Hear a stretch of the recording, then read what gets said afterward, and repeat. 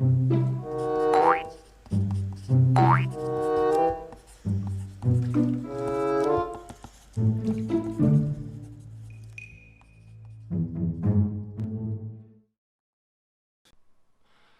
how's it going? I'm Enrique, artist and illustrator. I worked at a movie company and a few small game companies. Today, I'm going to talk about the importance of interiors, okay? So, when you make a shape, right, when you find the form and you find your structure, I'm going to show you why it's important to kind of get all that inner detail by going over three examples. I'm going to draw three basically pipes, right? Three straight lines, and I'm going to draw different interiors to show you the power and importance of that. Okay, it's a basic concept and I really want to get it through.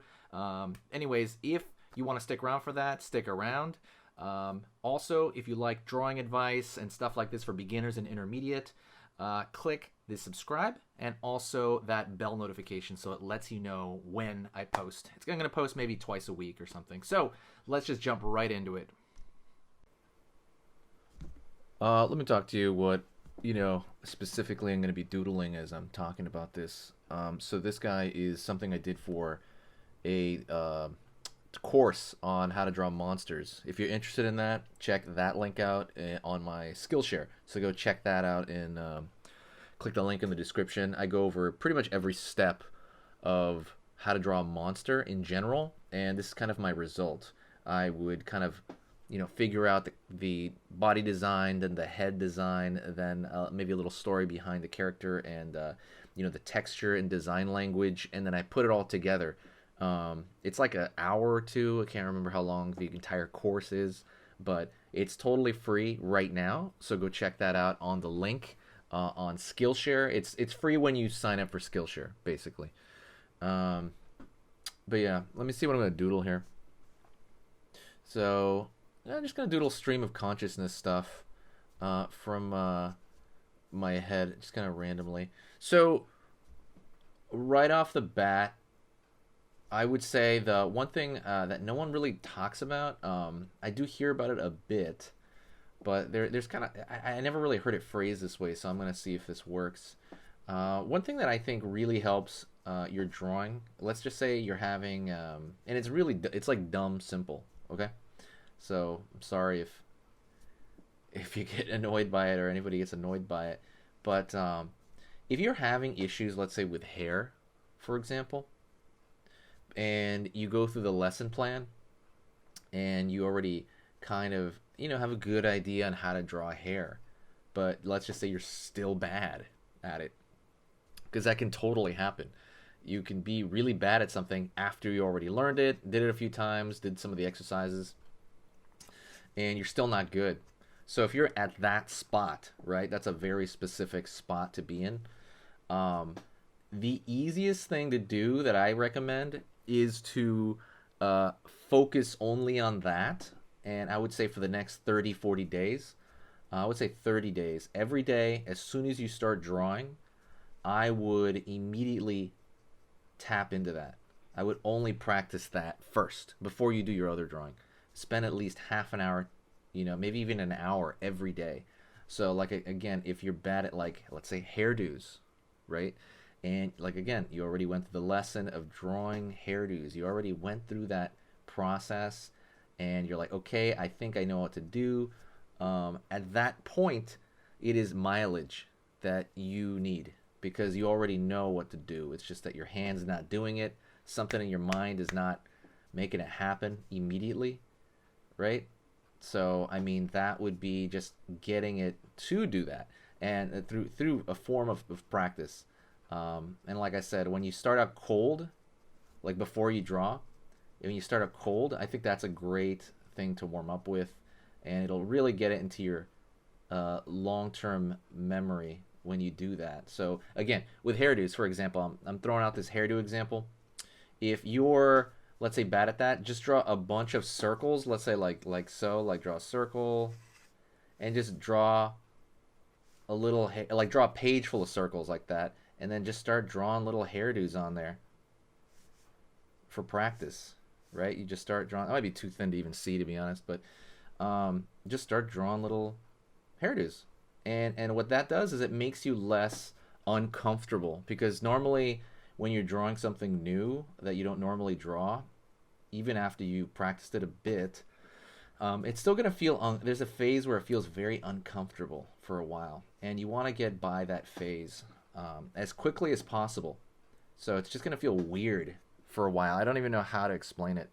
It's just gonna feel awkward and strange for some bit, even if you know it, and then you're gonna mess up quite a few times. But you want to keep pushing through that, and you're gonna find yourself kind of getting your mind wrapped around it slowly. Like gradually, you're gonna find that you're able to like think a little bit more on it. Almost, you're like, okay, like, oh, okay, this is happening. Like all of a sudden, your mind will start to it'll begin to make sense to your mind more and more the more you do it, and then you know, pretty soon you're really starting to get fired up doing that exact thing, like hairdos. Same thing goes for whatever it is that you have issues with. And what I would do as well is I would actually create like a playlist and of different. Let's see. I want this guy's ears. I don't want this guy's ears too big. I don't know. I would say. Sorry, I'm like thinking out loud here. I would say. What am I talking about? Sorry. Oh, make a list of your weaknesses, right? If you're saying something like, "Oh, my weaknesses are everything," no, I mean, yeah, that could be possible. So that's a good thing almost, because you can just draw anything and it'll be practice. But I was gonna say, as far as draw the things you're really weak at, like really weak, like it hurts to even do them. You know, like it hurts to even move your pen in that way. Do that, and that is like I want you to make a list of that, and then start to maybe like pick one, your worst one, maybe number them from your hardest to, you know, what you feel like you're worst at to what you feel like you're best at in that bad list though, and do that, and start on number one. Start number one. Do it for 30 days, every single day. Wake up, or whenever you first start drawing. Usually for me, I wake up and I start drawing. Whenever you first wake up, and start, you know, start knocking it out and spend 30 days on it. And by the and you have to force yourself to do that. I'm sorry. I don't mean like forcing your hand to do that. Like, oh, it's so painful. I meant, well, kind of, you do that for something you don't like. But I was going to say that you have to force yourself to begin the process of it. And then once you start, you know, kind of doodling on paper, it'll be like, okay, I'm pretty comfortable doing this. And you'll get into it, hopefully, over time. But like I said, do that at least for half an hour. That's it. That's my, you know, rough way of kind of meshing in something you already know. Remember the prerequisites for doing this. Number one, it has to be, remember I told you, but I'm going to recap. You have to have already like maybe seen a lesson on it, like, or at least read a lesson or seen a video on it, and then you had to have already practiced it a bit, right? And then you're at that point where you're like, oh, I just can't get this, even though I logically know what's going on, right? Because this isn't going to work if you never saw a lesson on it and you have no clue what's going on, because then you're just going to be ingraining bad habits if you do this without really knowing what's going on. Okay? So that's really important. Make sure you watch the lesson and you understand what it is that you have to do, and then, you know, push forward on it. If anybody needs help on anything, you can always reach out to me. I have a Patreon, but it's not really active, so I probably won't link it. But you can always reach out to me on Instagram, or I'm pretty available. So just reach out to me, and if you ever need advice on anything, let me know. You can go to you know, that's pretty much it. I'll talk to you later, and I will see you next time. Like I said, I'd love to see your art. If anybody wants to show me their art, that is it. Talk to you soon. I'll see you later. That was my little doodle. I'll talk to you later.